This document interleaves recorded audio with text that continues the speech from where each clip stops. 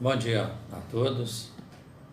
Neste vídeo nós vamos meditar, nós vamos refletir sobre a palavra de Deus nesse conjunto de vídeos que estão compondo os estudos acerca das parábolas de Jesus no Evangelho de Mateus. Nosso propósito, obviamente, não esgota o assunto.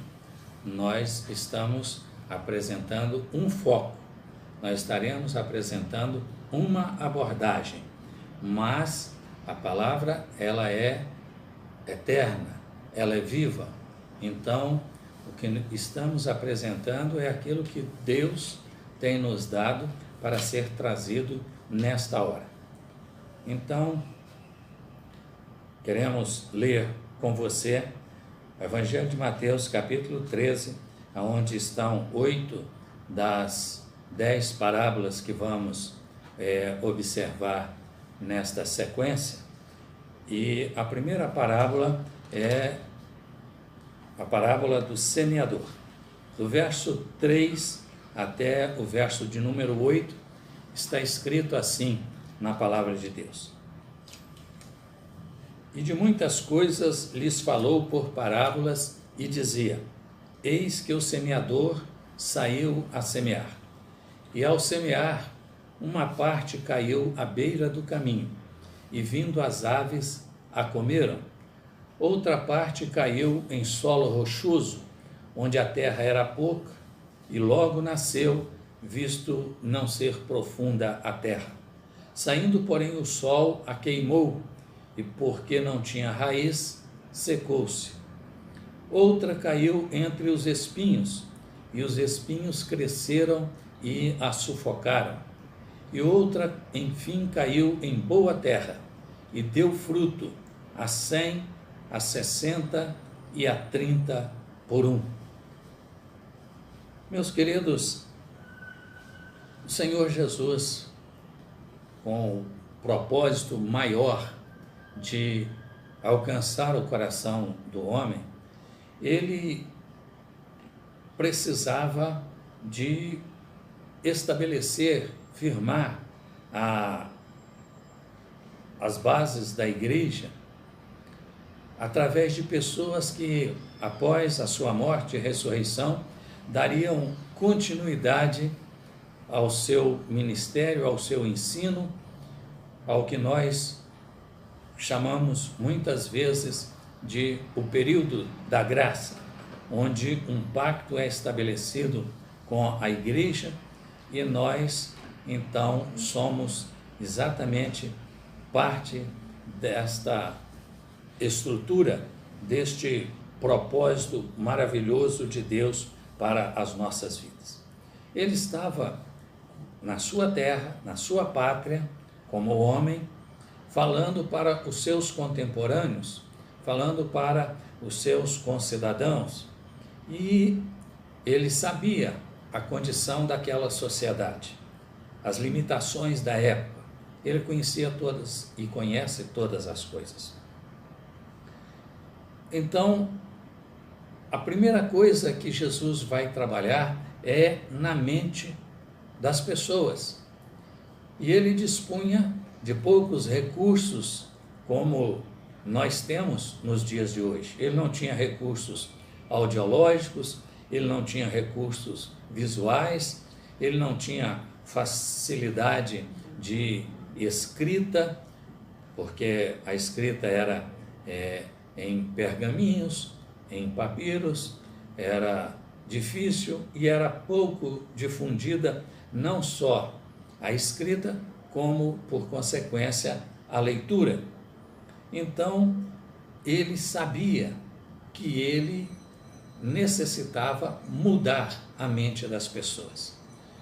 Quando o apóstolo Paulo, ele escreve aos Colossenses, ele volta a esse ponto, quando ele diz: pensai nas coisas que são lá de cima, e não nas que são da terra. Ou seja, é preciso tirar a nossa mente da horizontalidade e colocá-la verticalmente, para que nós estejamos em linha, em comunhão, em sintonia com a descida, com a visita, com a presença do Espírito Santo. Nós sabemos que quando escreve aos Romanos, no capítulo 12, Paulo também diz: não vos conformeis com este mundo, mas transformai-vos pela renovação do vosso entendimento. Não era só o apóstolo Paulo que sabia disso. Ele, na verdade, estava falando de uma experiência vivenciada por ele, porque ele, de fariseu, de legalista, de cidadão romano, ele agora, ao encontrar Jesus, a sua mente muda, os seus pensamentos mudam, a base da sua vida deixa de ser o conhecimento, a cultura, a virtude, o passado, a história, e passa a ser a presença de Cristo conduzindo a vida do homem. Voltando ao nosso assunto, Jesus sabia que precisava trabalhar na mente dos seus contemporâneos. Havia ali uma visão, um entendimento, um sentimento, basicamente, estruturalmente nacionalista. Era a cultura das nações, dos povos naquele tempo. Era valorizar aquilo que acreditavam, conquistar e impor a sua vontade, o seu conhecimento, a sua cultura aos conquistados. E Jesus queria estabelecer uma nova estrutura, onde nós abrimos mão do nosso passado, dos nossos valores e vamos nos submeter à universalidade de Cristo, à eternidade de Cristo, aos valores de Cristo e à cultura de Cristo. Ele precisava trabalhar na mente dos seus conterrâneos, porque o judeu, a sociedade judaica, ela se julgava, se considerava e era um povo que tinha uma aliança com Deus. Era um povo separado, diferente dos demais. Haviam ateus, haviam, na maioria das vezes, politeístas, haviam deuses como na Grécia Antiga, né, os deuses do Olimpo, os deuses gregos, com as suas lendas, com as suas fábulas, e Israel pregava um Deus invisível, cria num Deus que não era visível, um Deus eterno, um Deus criador, um Deus desconhecido, como Paulo se refere lá em Atos dos Apóstolos, e está escrito por Lucas. Nós, então, vemos que era necessário deixar aquela mentalidade de povo separado para sermos igreja. E esta palavra já significa também separado, mas separado do mundo, uma igreja santa. Deixar as questões nacionalistas, pessoais, sociais, culturais, para vivermos uma sociedade, uma comunhão, uma prática de vida de santidade. Enquanto até então os homens confiavam em si mesmos, agora Jesus apresenta que nós precisamos aprender a confiar em Deus, da mesma maneira que no passado, com Moisés, com Abraão, com Elias, com tantos servos do passado, agora nós precisamos, como igreja, depender do milagre, depender do socorro, mas antes disso, meus queridos, nós precisamos depender da presença de Deus, e confiar em Deus. Precisamos abrir mão da nossa religiosidade, e era isso que Jesus também queria modificar. tirar aquela imposição, aquela visão legalista, sacrificial, que era um ritualismo estabelecido pelo culto antigo, do Antigo Testamento, da Antiga Aliança. E agora ele substitui as leis e os sacrifícios pela graça e pela fé.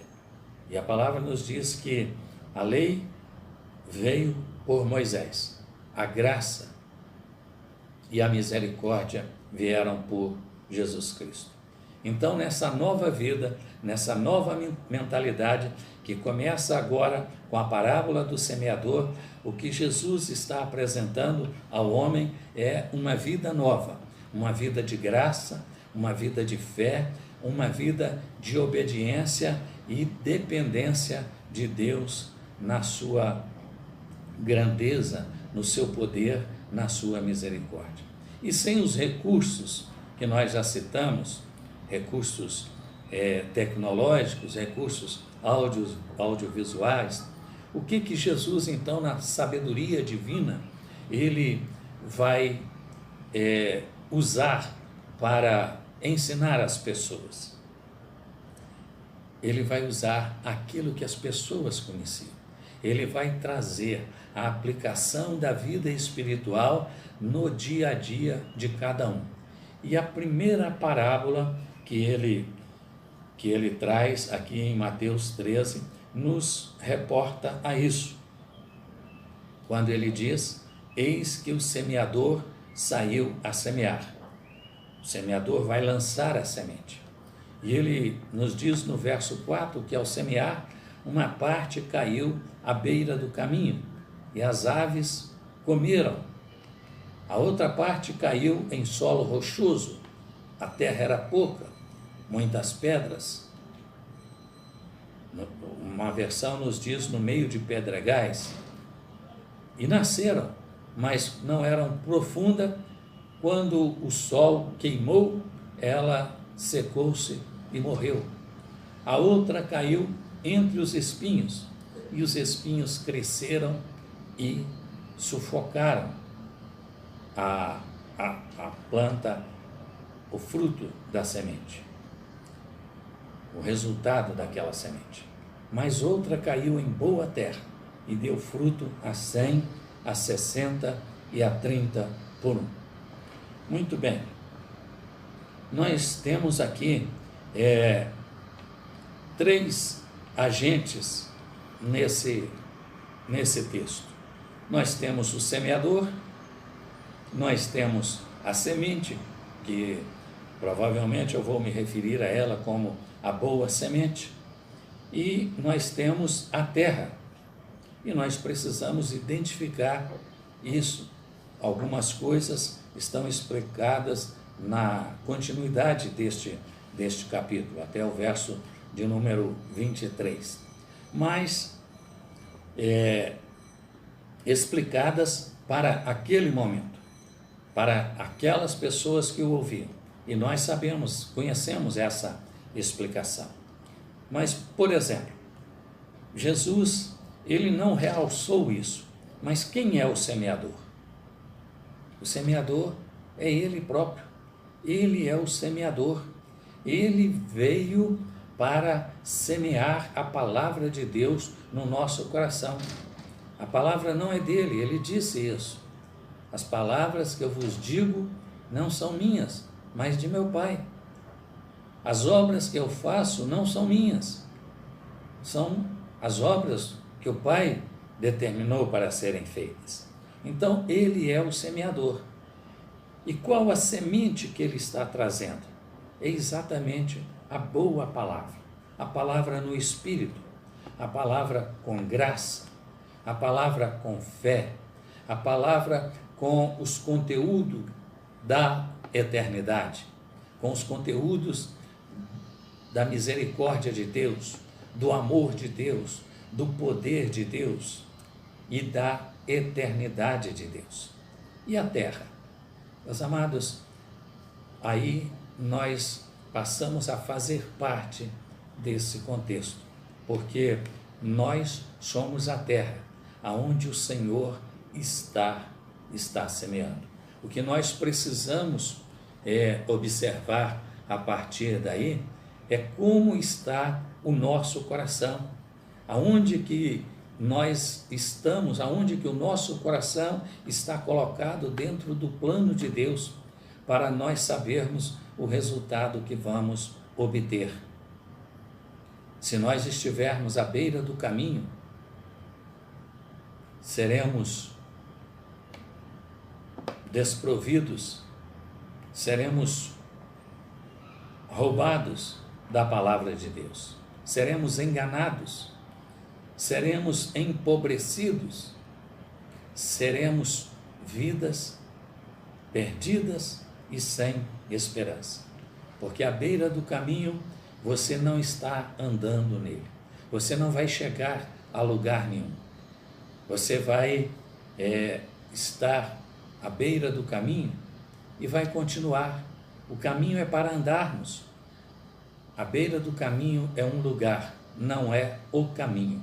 O caminho é para nós caminharmos nele. Mas se nós estivermos, se o nosso coração estiver em um solo rochoso, cheio de problemas, cheio de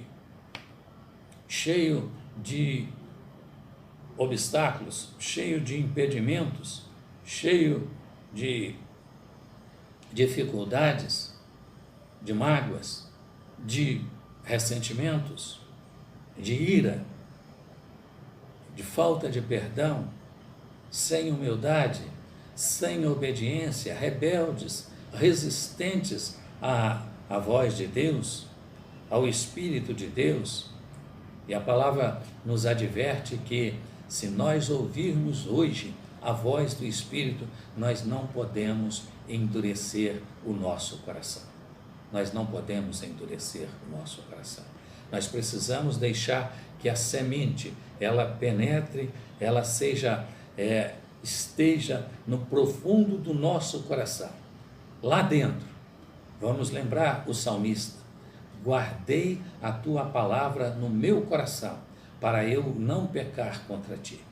Meus amados, um solo cheio de pedras, elas irão nos causar dificuldade para caminhar, vão ferir os nossos pés, vão dificultar o nosso equilíbrio, vão nos permitir tropeços, quedas e dores. O pecado faz isso com o homem. O pecado faz isso na nossa vida. Nós precisamos ter um coração limpo para que a semente ela esteja guardada, ela não esteja exposta, ela não esteja vulnerável, mas ela esteja preservada, escondida.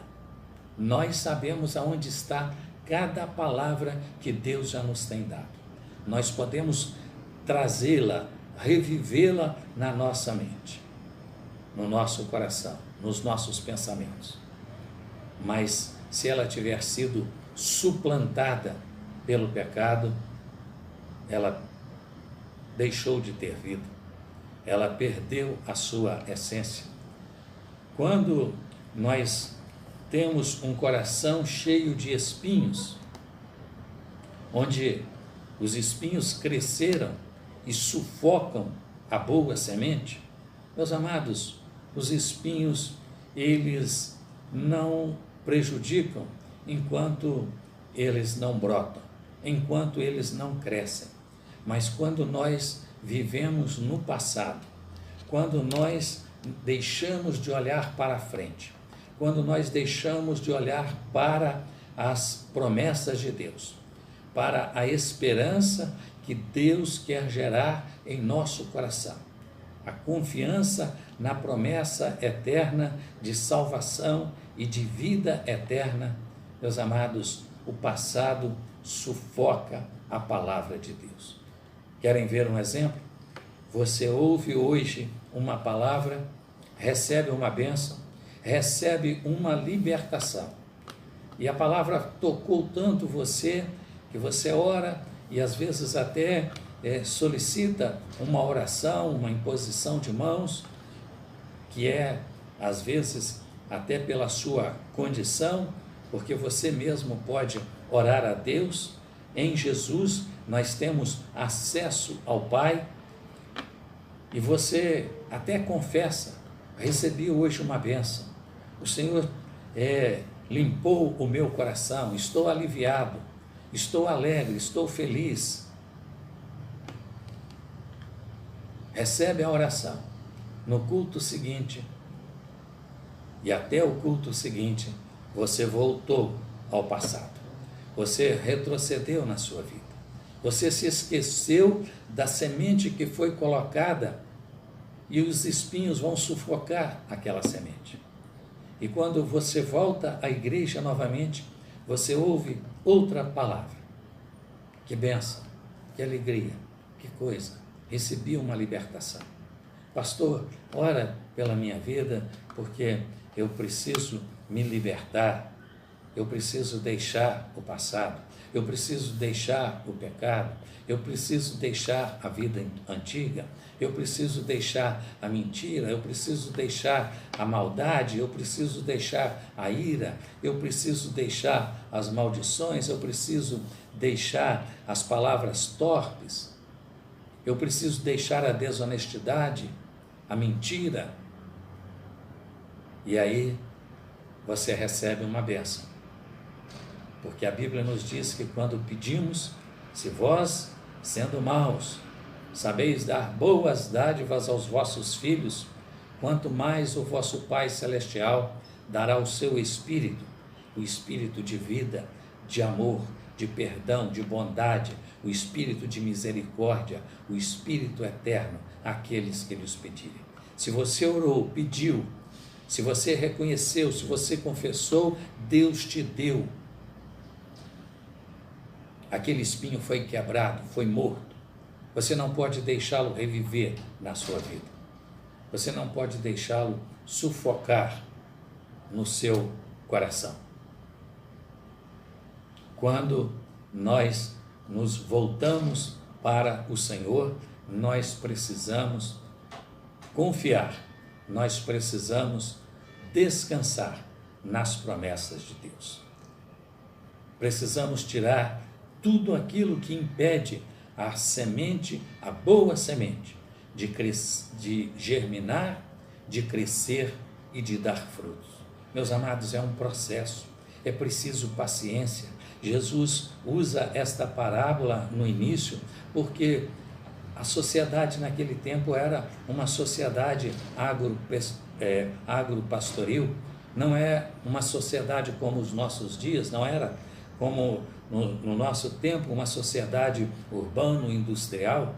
Não, os homens viviam, as famílias viviam no campo, viviam da natureza, viviam de rebanhos, viviam de culturas, e eles sabiam que era preciso ter paciência. O reino do céu é um reino de paciência. Nós precisamos saber que a paciência gera a esperança. A esperança gera a misericórdia gera a fé. A fé, nós sabemos, a fé vem pelo ouvir, o ouvir a palavra de Deus. É preciso ter paciência. E quando nós somos pacientes, nós não vamos receber apenas aquela libertação, nós vamos receber outras, nós vamos receber todo dia livramentos, socorro de Deus, provisão de Deus, as misericórdias de Deus, e a palavra está lá, guardada, a semente está gerando na nossa vida, no nosso coração, a palavra está gerando vida eterna. Nós deixamos de ter uma vida espiritual superficial, nós mergulhamos, nós aprofundamos, nós aperfeiçoamos o nosso relacionamento, o nosso convívio com Deus. E aí, meus queridos, o fruto que vamos produzir não é o nosso fruto, é aquilo que Paulo descreve aos Gálatas.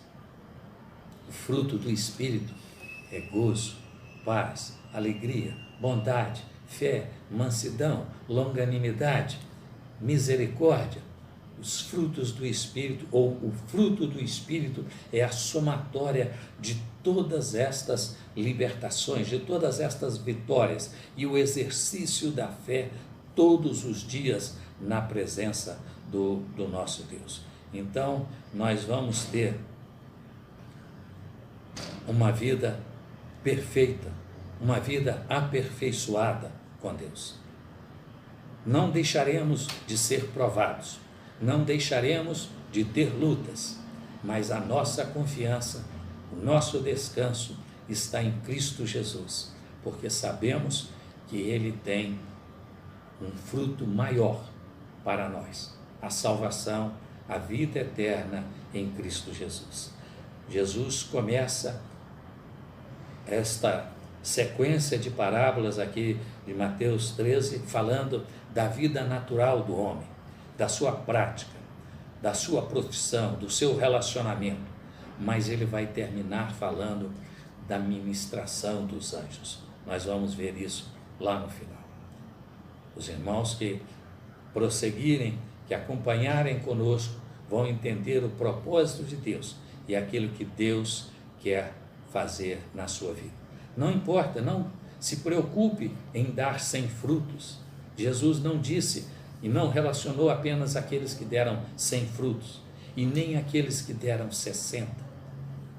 Ele começou com 30, mas na parábola dos talentos, ele abençoou até aquele que apenas dobrou, recebeu 1 e apresentou 2. Louvado seja Deus. Dê a Ele a sua gratidão, o seu louvor, a sua adoração.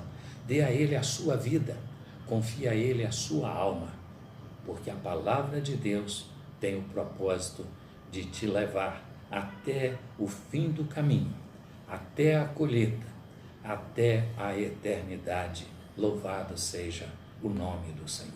E Jesus abençoe a sua vida, que você possa meditar neste ensinamento, que você possa continuar perseverando e olhando para frente, sem voltar ao passado, sem deixar que espinhos cresçam, tirando toda a raiz de amargura, tirando tudo o que não proceder de Deus, tudo o que não for do plano de Deus, da vontade de Deus, do Espírito de Deus, da sua vida, e vivendo apenas na dependência, na fé, na obediência à vontade do nosso Criador.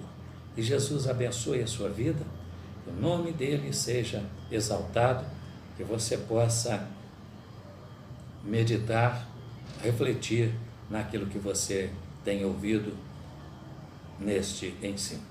Que Jesus fique com você. Nós já tivemos outros pastores nesta jornada, para estar conosco, o pastor Roberto, o pastor Geraldo, o pastor Vinícius, eu, pastor Eduardo, teremos outros irmãos conosco, outros pastores, outros ministérios. Nosso propósito é trazer a você uma reflexão do quanto e de tudo que Deus pode e quer dar a você. Louvado seja Deus. Creia em Deus, creia na sua palavra, viva o Evangelho. Isto é a igreja. Louvado seja o santo nome de Deus, nosso Pai. Abençoado seja a sua vida. Muito obrigado.